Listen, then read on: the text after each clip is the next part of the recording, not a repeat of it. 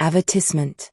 Cette histoire contient des scènes intenses, des thèmes sensibles et des passages réservés à un public averti. Interdit aux moins de 18 ans. L'histoire que vous allez écouter est inspirée de faits réels. Pour préserver l'anonymat des personnes concernées, certains noms, lieux et détails ont été modifiés.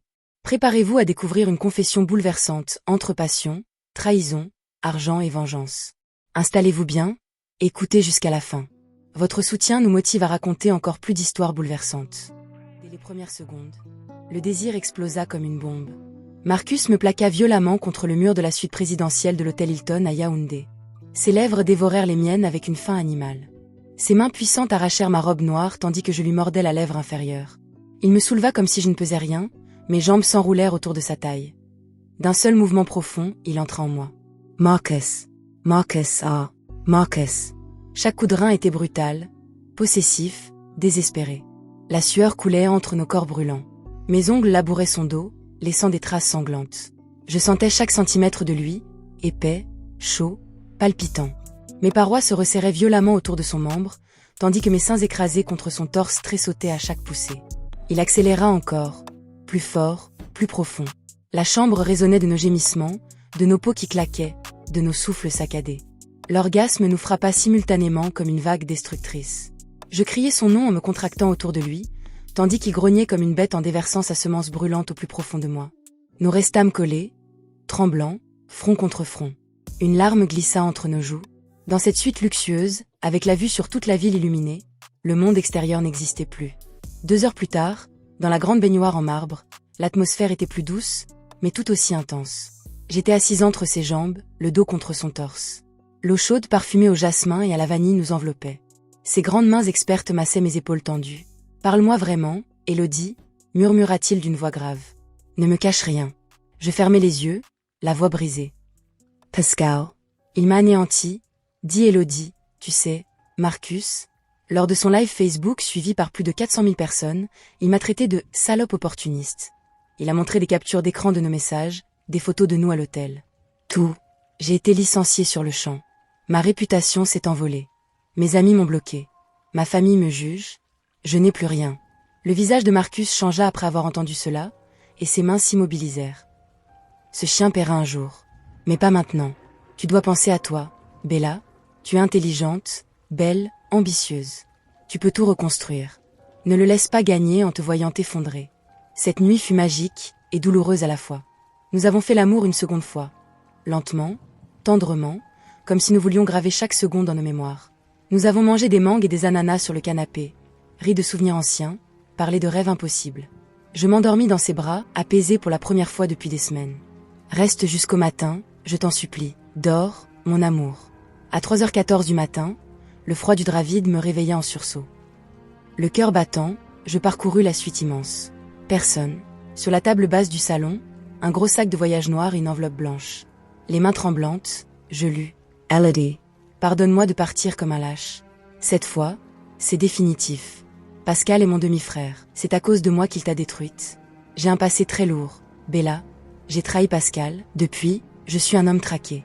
Dans ce sac, il y a 45 millions de francs CFA. Prends tout, va le plus loin possible. On se reverra si Dieu le veut, Élodie. Je t'aimerai jusqu'à mon dernier souffle. Marcus. Elle pleura en silence, mais la peur remplaça vite la tristesse. Mon téléphone explosa de notifications. Un nouveau live de Pascal venait d'être publié. Des photos, des vidéos de nous, cette nuit même. Je pris le sac, et je m'enfuis par les escaliers de service. Je courus dans les rues de Yaoundé à 4h du matin, le cœur prêt à exploser. Les semaines qui suivirent furent un véritable enfer. Je me cachai d'abord chez une cousine à Bafoussam. 3 jours plus tard, des inconnus attaquèrent la maison en pleine nuit. Je m'échappai de justesse, pieds nus dans la boue.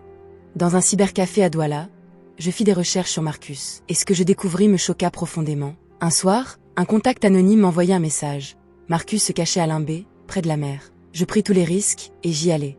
Quand il ouvrit la porte, il devint blanc comme un mort. Élodie, je t'ai demandé de t'en aller très loin pourtant. Ils vont te tuer. Nous passâmes une dernière nuit d'amour, déchirante, intense, violente, pleine de larmes et de cris de plaisir. Comme si nous voulions mourir ensemble dans cette passion. Au petit matin, alors que nous étions encore enlacés, la porte explosa. C'était Pascal entra avec 5 hommes armés. Une violente dispute éclata. Puis les armes furent sorties. Marcus se battit comme un lion, quand la fumée se dissipa. Marcus gisait au sol dans une mare de sang, la tête sur mes genoux. Il me regarda une dernière fois, caressa ma joue de ses doigts ensanglantés et murmura dans un souffle. Je t'ai aimé, depuis que tu avais 8 ans, au quartier Bastos. Pardonne-moi, Élodie. Et ses yeux se fermèrent pour toujours. Pascal me regarda avec un sourire glacial. Tu vivras. Et tu porteras ce poids jusqu'à la fin de tes jours. C'est ça, ma vraie vengeance. Je restai des heures avec le corps de Marcus. 3 semaines plus tard, je quittai définitivement Kribi. Pendant plusieurs jours, j'avais erré comme une ombre, incapable de manger, incapable de dormir sans revoir le visage de Marcus une dernière fois. Chaque nuit, j'entendais encore sa voix dans ma tête. Chaque vague me rappelait Limbé. Chaque silence me détruisait un peu plus. Plusieurs fois, j'ai pensé mettre fin à mes jours. Mais un matin, en regardant le sac contenant les 45 millions de francs CFA, une pensée me traversa brutalement. Marcus était mort pour que je survive. Et mourir aurait rendu son sacrifice inutile. Alors j'ai pris une décision. Une vraie. La plus difficile de toute ma vie. J'ai utilisé cet argent pour disparaître définitivement des réseaux, changer de ville et commencer une nouvelle existence loin du chaos. Quelques mois plus tard, dans un quartier discret de Douala, j'ai créé une association pour les femmes brisées par la violence, l'humiliation publique, les manipulations et les hommes dangereux comme Pascal. Je l'ai appelée Fondation Cœur Brisé. Parce que malgré tout, Marcus avait été le seul homme à avoir aimé mon âme avant même de toucher mon corps. Au début, nous n'étions que 3 femmes dans une petite maison louée. Puis les histoires ont commencé à arriver. Des femmes abandonnées, battues, humiliées sur Internet, manipulées par des hommes puissants. Je les écoutais pendant des heures. Et à chaque larme qu'elles versaient, je revoyais une partie de moi-même. Les années passèrent. L'association grandit énormément au Cameroun.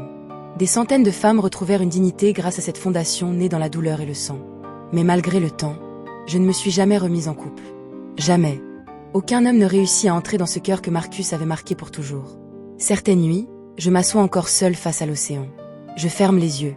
Et pendant quelques secondes, j'ai l'impression qu'il est toujours là. Le vent me rappelle sa voix. Les vagues me rappellent ses bras. Et mon cœur continue de lui appartenir. Jusqu'à mon dernier souffle. Si cette histoire de confession anonyme vous a touché, alors abonnez-vous à notre page. Ici, chaque histoire cache une vérité, une douleur, un secret ou un amour impossible. Activez les notifications pour ne rater aucune nouvelle confession. Et dites-nous en commentaire, qu'auriez-vous fait à la place d'Élodie? Votre soutien nous motive à raconter encore plus d'histoires bouleversantes.